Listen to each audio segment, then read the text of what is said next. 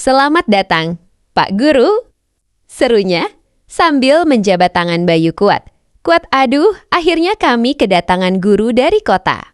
Wah, dan ini pasti Bu Guru juga ya.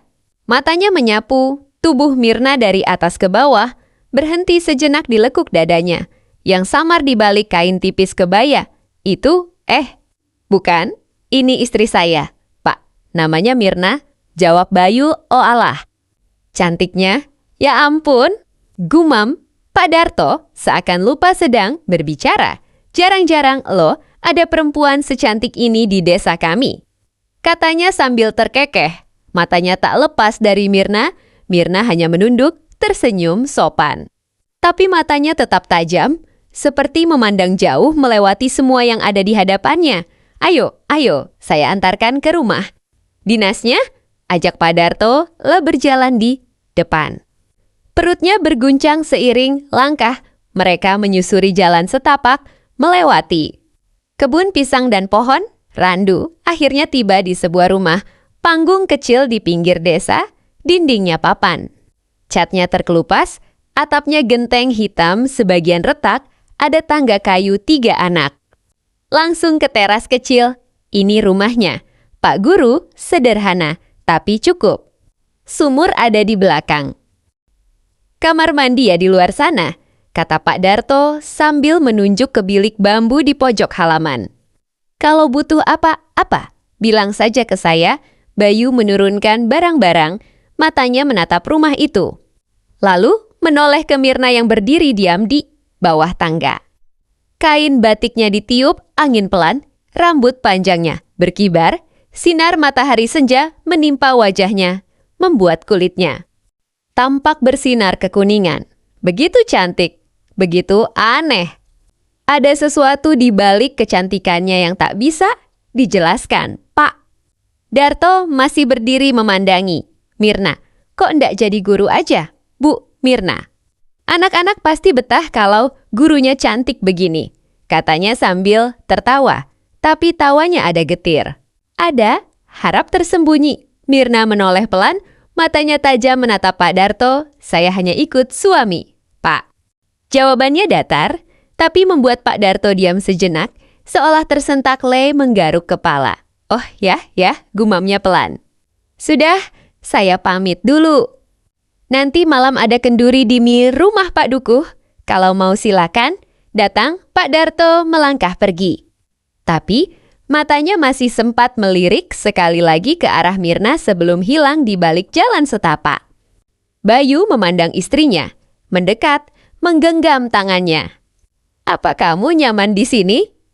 Tanyanya pelan. Mirna menoleh, senyumnya samar. Entahlah, Mas, desa ini rasanya seperti ada yang ganjil. Bayu mengerutkan kening. Ganjil? Gimana? Mirna hanya tersenyum, lalu naik ke tangga kayu. Melangkah masuk ke rumah. Dari balik pintu yang terbuka, bayangan tubuhnya tertelan gelap, samar, misterius. Di kejauhan, angin membawa suara. Gamelan dari rumah Pak Dukuh samar mengalun.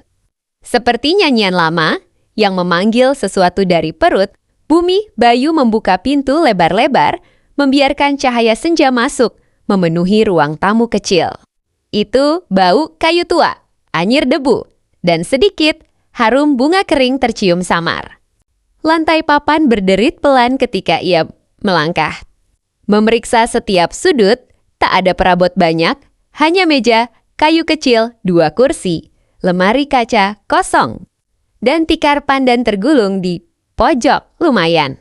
Ya, Mir, nggak seburuk yang kubayangkan, kata Bayu sambil menurunkan koper ke atas meja. Mirna mengangguk, matanya menyapu dinding dan langit-langit. Lia, cuma memang harus dibersihkan. Lah, melepas kain batiknya, menggulung lengan kebayanya, lalu mengambil sapu yang bersandar di pojok. Kita bersihkan dulu, ya? Bayu tersenyum. Tunggu, biar aku angkat dulu kasurnya keluar. Siapa tahu ada debu atau serangga. Mereka bekerja bersama dalam keheningan yang nyaman. Bayu menggulung tikar dan kasur. Kapuk, tipis, mengguncangnya di teras. Mirna menyapu lantai dengan teliti. Mengumpulkan debu daun kering, bahkan beberapa bulu ayam yang entah dari mana datangnya. Sesekali ia mengibas rambut panjangnya yang menutupi wajah. Matanya serius memperhatikan serela papan. Setelah ruang tamu cukup bersih, mereka masuk ke kamar. Ruangan itu lebih kecil. Hanya cukup untuk ranjang kayu sederhana dan lemari tua, tirai tipis bergantung di jendela. Warnanya sudah pudar. Tapi yang menarik perhatian Myrna adalah lukisan yang tergantung di atas ranjang. Seorang perempuan muda bersanggul memakai kebaya hijau, zamrud, duduk menyamping di kursi rotan, matanya menatap ke depan dengan senyum samar emas. "Lihat ini," bisik Myrna, mendekati lukisan itu. Tangannya terangkat, hampir menyentuh permukaan kanvas. "Cantik sekali ya. Siapa ya perempuan ini?" Bayu ikut mendekat. Berdiri di samping istrinya, mungkin pemilik rumah sebelumnya atau nenek moyangnya, kepala desa. Jawabnya bergurau, santai. Myrna tak bergeming. Matanya terpaku pada lukisan. Ada sesuatu di wajahnya. Mas, seperti tenang, tapi juga sedih lah duduk di ranjang, tetap menatap lukisan itu. "Aku suka." Senyumnya lembut, tapi seolah menyimpan cerita. Bayu menepuk bahu Myrna lembut. "Kalau kamu suka." "Ya biarkan di sini. Anggap saja teman tidur." Myrna terkekeh kecil, menoleh ke suaminya, Lia rasanya. "Nyaman, ada dia di sini." Lah bangkit, membetulkan. Rambutnya, "Ayo, Mas, kita rapikan kasurnya. Malam ini pasti capek." Bayu mengangguk, kembali ke teras mengambil kasur. Mereka bersama-sama membereskan ranjang, menutupnya dengan spray tipis yang mereka bawa dari kota. Setelah itu, Myrna membuka jendela, membiarkan angin sore masuk, membawa suara jangkrik yang mengalun ringan dalam suasana desa. "Besok aku mau menata lemari, mungkin juga mencuci tirai ini," ujar Myrna sambil menarik kursi kecil ke dekat ranjang. "Lah duduk, kembali menatap lukisan aku." Merasa seperti kenal dia, Bayu duduk di lantai, bersandar ke ranjang. "Kamu mulai ngelantur?" "Yah," godanya. "Sudah, nanti malah ke bawah mimpi." Myrna tertawa pelan, menoleh, lalu mendekat dan duduk di samping Bayu. "Terima kasih ya, Mas. Udah mau bawa aku ke sini. Meski desa, aku senang rasanya." Damai Bayu mengusap rambut istrinya, tersenyum. "Aku juga senang kamu ikut. Besok aku mulai mengajar. Semoga anak-anak nurut." Senja mulai redup. Dari luar terdengar suara kentongan dipukul pelan, tanda malam tiba. Lampu minyak dinyalakan. Bayangan mereka menari di dinding kayu. Myrna bersandar di bahu Bayu, memejamkan mata sebentar. Sebelum perlahan menatap lagi ke lukisan, perempuan bersanggul itu, "Selamat malam," bisiknya pelan, entah kepada siapa.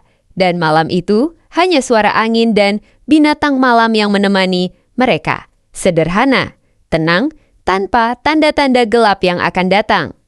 Sementara itu, di pos ronda yang terletak di dekat balai desa, beberapa bapak-bapak duduk melingkar di atas bangku panjang Lemex tergantung di tiang bambu. Cahayanya kuning redup, memantulkan bayangan pada wajah-wajah mereka yang lelah sehabis kerja.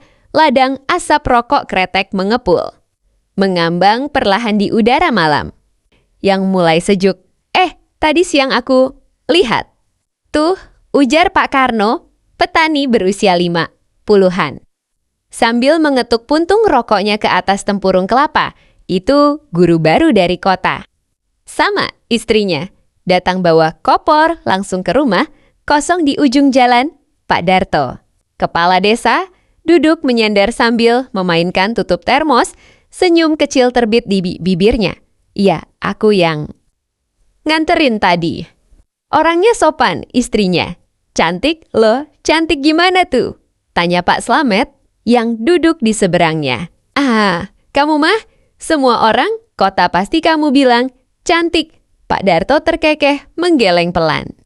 "Serius, Matt? Nggak kayak Perempuan-perempuan, sini.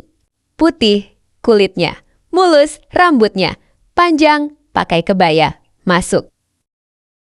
Pasangannya sama, suaminya, kayak Putri ningrat, Pak Karno ikut menimpali. Matanya berbinar, wah, beneran, gimana ya rasanya punya istri kayak gitu? Kita mah, istrinya tiap hari bau asap dapur, rambutnya kayak ijuk. Gelak tawa kecil terdengar dari mereka santai, bercampur, canda, beberapa pemuda, desa yang sedang ikut ronda. Like, komen, dan share video ini ya teman-teman. Dan jangan lupa subscribe Senan ini, karena akan ada video baru setiap harinya.